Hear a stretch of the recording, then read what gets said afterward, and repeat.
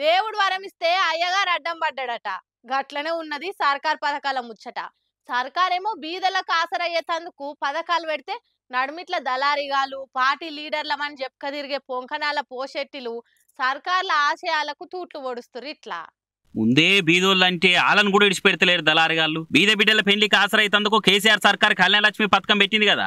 కానీ దళారిగాళ్ళు ఆ పథకం ఆశయాన్ని మార్చి పడేస్తున్నారు. రాజన్న సిరిసిల్ల జిల్లా తంగలపల్లి మండలం ఇందిరమ్మ కాలనీ కాడుండే ఈ చంద్రకళ అంటే ఆమె బిడ్డ లగ్గం చేసింది. కళ్యాణ లక్ష్మికి దరఖాస్తు చేసుకుంటే నాకు 10,000 ఇస్తేనే నీకు చెక్ ఇప్పిస్తా అని Congress party social media coordinator గడ్డం మధుకర్ అంటే ఆయన పైసలు గుంజిందట. ఇక అంత ఇచ్చుకోలేనాయనంటే 7,000 బేరం కుదిరించుకున్నాడట. ఇవాళ కళ్యాణ లక్ష్మి పథకం చెక్కుల పంపిణీ చేసిరట. అంటే 178 మంది లబ్ధిదారుల పేర్లుంటే ఆ లిస్టులో చంద్రబాబు పేరే లేదట. మరి పైసలు తీసుకున్నా నాకు ఎందుకు రాలేదు అని ఆన్నే ఉన్న ఎమ్మెల్యే ఆది శ్రీనివాస్ అన్నకు పోయి ఫిర్యాదు అయింది. అంతే నాకు అసలు ముచ్చట.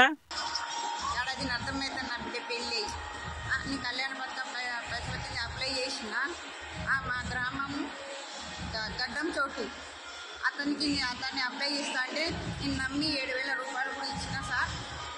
ఇంకా ఇదివరకు ఏది కూడా లేదు. ఇప్పుడు అది అర్థం అయిపోతుంది. నా మనమరాలు ఇప్పుడు 7 నెలలు లగ్గమైన నా మనమరాలు 7 నెలలు అడిగినప్పుడల్లా ఇది వస్తుంది అది వస్తుంది. 2 రోజులకు చెక్ తీసుకొచ్చి ఇస్తారు ఇంటికి. నువ్వు ఎక్కడ పోయేది లేదు అమ్మ, నువ్వు ఎవరితో ఏం చెప్పేది ఇవన్నీ అన్నాడు సార్. నేను సరే అని నన్ను హోటల్లో పనిచేసి బతుకుతా sir. Srinu hotel, Gowda Srinu hotel పని చేసుకుని బతుకుతా సార్. ఆత్మహత్య అంటే ఒకటి అప్పు తీసుకొచ్చి పెళ్లి ఇచ్చి వాళ్ళు అలాంటి పక్కన పైసల కిందనే వాళ్ళు ఇచ్చిళ్ళు మాకు 1,00,000 రూపాయలు.